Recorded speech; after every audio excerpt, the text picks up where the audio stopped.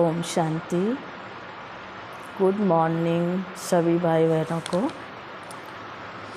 आज मधुर महावाक्य बाबा ने हम बच्चों के लिए भेजे हैं।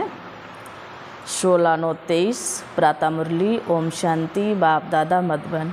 बाबा बोले, मीठे बच्चे, घर घर को स्वर्ग बनाने की जिम्मेदारी तुम बच्चों पर है। क्या बाबा ने कहा? घर घर को स्वर्ग बनाने की जिम्मेदारी तुम बच्चों पर है। सबको पति से पावन होने का लक्ष्य देना है। क्या करना है? पति से पावन होने का लक्ष्य देना है। दैवी गुण धारण करने हैं और दैवी गुण धारण करने हैं। प्रश्न है, ईश्वरी गोद में आने से तुम बच्चों को कौन सा अनुभव होता है? बाबा ने प्रश्न क्या दिया है? ईश्वरी गोद में आने से तुम बच्चों को कौन सा अनुभव होता है? उत्तर में बाबा ने दिया है मंगल मिलन का। किसका अनुभव होता है? मंगल मिलन का अनुभव ईश्वरी गोद में आने वाले बच्चों को होता है। किसको होता है? ईश्वरी गोद में आने वाले बच्चों को होता है। तुम जानते हो संगम युग है ईश्वर से मिलन मनाने का युग। कौन सा युग है? ईश्वर से मिलन मनाने का युग। ये संगम युग जो है ये ईश्वर से मिलन मनाने का युग है। तुम ईश्वर से मिलन मनाकर भारत को स्वर्ग बना देते हो। क्या करते हो? भारत को स्वर्ग बना देते हो। इस समय तुम बच्चे सम्मुख मिलते हो ना? बाबा क्या पूछ रहे हैं? इस समय तुम बच्चे सम्मुख मिलते हो। सारा कल्प कोई भी सम्मुख मिलन नहीं मना सकते। कितने भाग्यशाली हो जो इस समय सम्मुख मिलन मनाते हैं। और बाबा ने बताया है सारा कल्प कोई भी सम्मुख मिलन नहीं मना सकते, है ना। तुम्हारा ये बहुत छोटा सा ईश्वरी कुल है। बाबा क्या कह रहे हैं? तुम्हारा ये बहुत छोटा सा ईश्वरी कुल है। शिव बाबा है दादा। शिव बाबा क्या है? दादा है। ब्रह्मा है बाबा। शिव बाबा क्या है? दादा और ब्रह्मा है बाबा। और तुम बच्चे हो भाई बहन, दूसरा कोई संबंध नहीं। बाबा क्या कह रहे हो? दूसरा कोई संबंध नहीं है, है ना। आपस में हम सब क्या हैं? भाई बहन। दूसरा कोई संबंध नहीं। जब दूसरा कोई संबंध नहीं तो कोई विकल्प संकल्प आएंगे ही नहीं। गीत है नई उम्र की कलियां। सब क्या हो? नई उम्र की कलियां। सार बाबा ने दिया है।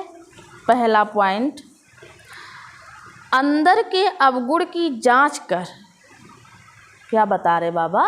अंदर की अवगुण की जांच कर उन्हें निकालना है। जो भी अंदर में अवगुण हैं उनको निकालना है। निकालेंगे कब? जब हमें जांच करना आता है। और जब तक हम जांच करना नहीं जानते तब तक हमारे वो अवगुण नहीं निकलते हैं। तो इसलिए पहले हमको जांच करना है, परखना है कि हमारे अंदर ये अवगुण है या नहीं है। तो उसको, अगर है तो उसको निकालो। संग दोष से अपनी संभाल करनी है। बाबा ने कहा ना, जैसा संग वैसा रंग। तो इसलिए हमें संग भी बहुत सोच समझ कर करना है कि किसका संग हम कर रहे हैं, किससे हमारा उद्धार होगा, है ना। तो इसलिए हमें जान परख कर ही संग में रहना है। अंदर के अवगुणों की जांच कर उन्हें निकालना है। संग दोष से अपनी संभाल करनी है। देवताई गुण धारण कर स्वयं को लायक बनाना है। देवताई गुण धारण कर स्वयं को लायक बनाना है। तो देवताई गुण क्या होते हैं बताओ? क्या होते हैं? हर्षित मुक्ता, सहनशीलता, हाँ, नम्रता,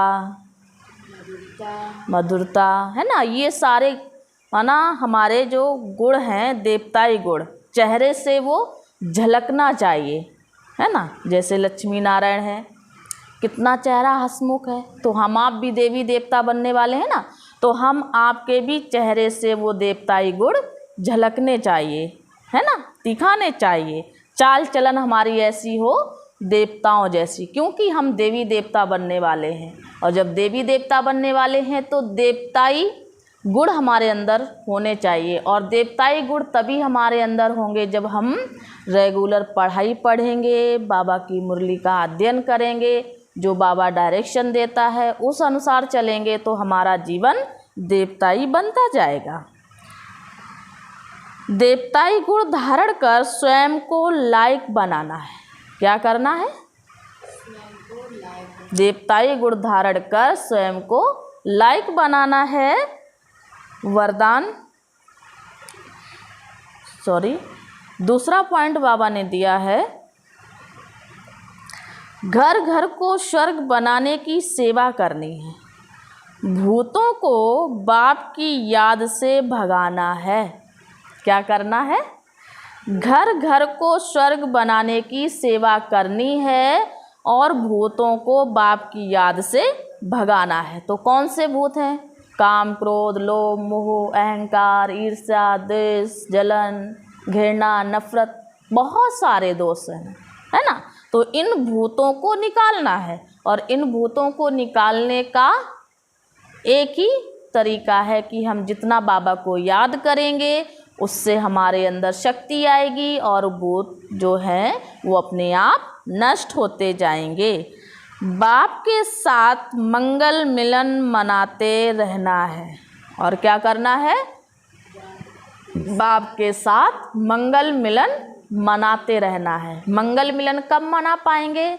जब हमें वो अतीन्द्रिय सुख अनुभव होगा, और जब वो अतीन्द्रिय सुख हमको अनुभव होगा तो हम बाबा से मंगल मिलन मनाते रहेंगे। और मंगल मिलन मनाने का जो समय है वो अमृत वेला है, और अमृत वेला अगर मिस हो गया तो पूरा दिन उदास रहेंगे। इसलिए विशेष अमृत वेला करना है और बाबा से शक्तियाँ लेनी है, अपने को भरपूर करना है।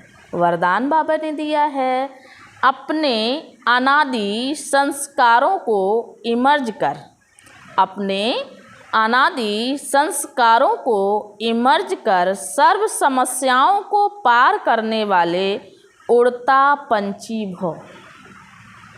क्या बताया बाबा ने?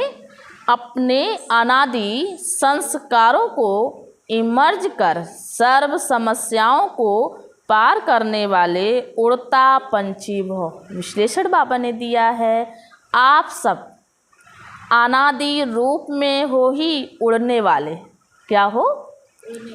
अनादि रूप में हो ही उड़ने वाले, है ना। लेकिन बोझ के कारण क्या है?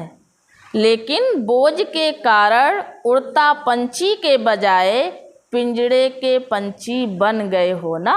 इतना बोझ सर पे है कि उड़ नहीं सकते, और जब तक बोझ है तब तक उड़ना नामुमकिन है। इसलिए बोझ को हटाएंगे, पिंजड़े को काटेंगे तो फिर हम उड़ सकेंगे। अब फिर से अनादि संस्कार इमर्ज करो, अर्थात फरिश्ते रूप में स्थित रहो। क्या करो? फरिश्ते रूप में स्थित रहो। इसी को ही सहज पुरुषार्थ कहा जाता है।